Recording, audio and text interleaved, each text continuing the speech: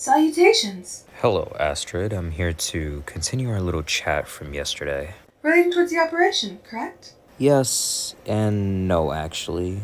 I simply wish to know about the soldiers you were with. I heard you encountered quite the cast of ODSTs and Spartans. That is to be true, right? Correct. Beginning file number 6271. Shall I start with the leader of the Fireteam, known as Fireteam Lucky? Yes, please.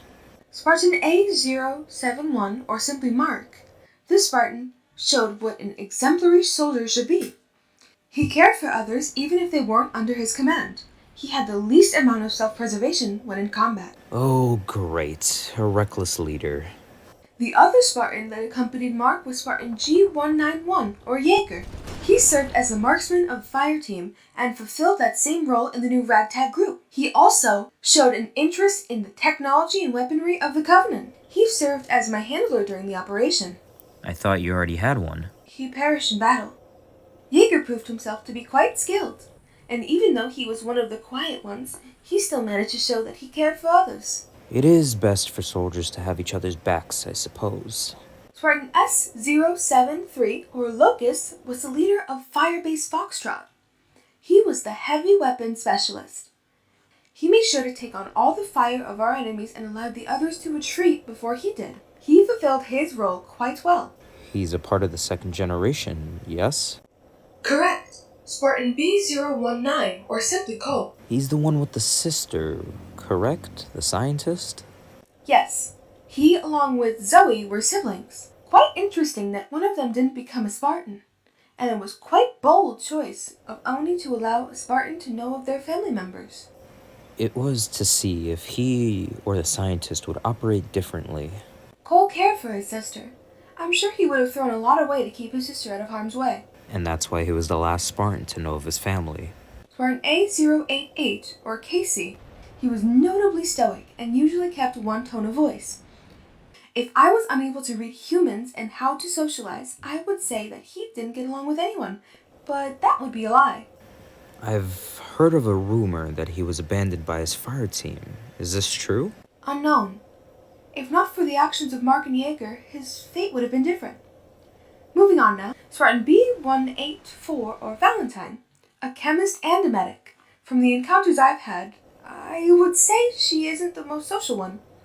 She is quite different from the rest. She led her own battalion? The 1016th ODST Battalion, which, in reality, is being led by ODST Fenrir. He was also there during the operation. He fought alongside the others as well as his sister and brother. I know little about the Williams family. Please tell me about them. Fenrir is the oldest among the trio, along with being the most monotone. Freya is the sister. She's the loud one. She also wields explosive weaponry. Ragnarok is the youngest. While the other two are in the 1016th Battalion, Ragnarok was in the 811th Battalion. I would say I enjoyed his humor and banter. I thought the 811th ODSTs didn't make it into the operation. They weren't chosen by ONI. Some managed to slip by. I believe it to be a good thing that they were there. I could potentially reconsider reporting that information, if you say they managed to pull their own. Was ODST Gunnery Sergeant Devon selected for the operation? I'm sure he was. He's quite trusted around the office. I noticed that him and the 811th ODST Jake share a past. It seems that the two show respect for one another. Tell me about the 811th ODSTs. 811th ODSTs Jake, Rook, Ragnarok, the lieutenant, and Grant were there during the operation. The 811th ODST Grant was scattered from the rest of his battalion and ended up staying with the 1016th. The lieutenant is a mute. He lost the ability to speak during one of his previous missions. Rook is also known as a rookie due to his rank. He's the ODST that joined before the fall of Reach, right? Correct. He's quite young, and I'm surprised he managed to survive the missions that he did. I've heard about Jake. He was under Aiden's command at one point before being removed due to his recklessness and failure to listen to authority. ODST Jake was quite the interesting human. Also, he requested to be removed from Aiden's command. Jake is reckless, but he cares for his troops and those he calls friends. Now I'd like to know about your previous handler along with the enemies you all encountered. I told you my handler died during combat.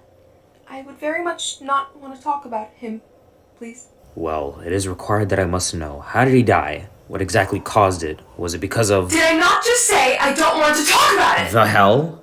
It seemed that it's worse than I thought. Can someone please come in here and dismantle this AI? I'm sorry. I didn't mean it. Please don't do...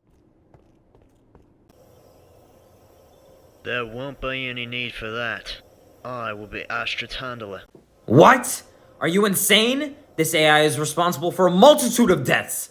This AI should have been dismantled right after the numerous failures of the project. She still has her uses. Just give her time. That project wasn't a failure, by the way. We managed to get 2 well-functioning AIs out of it. 2?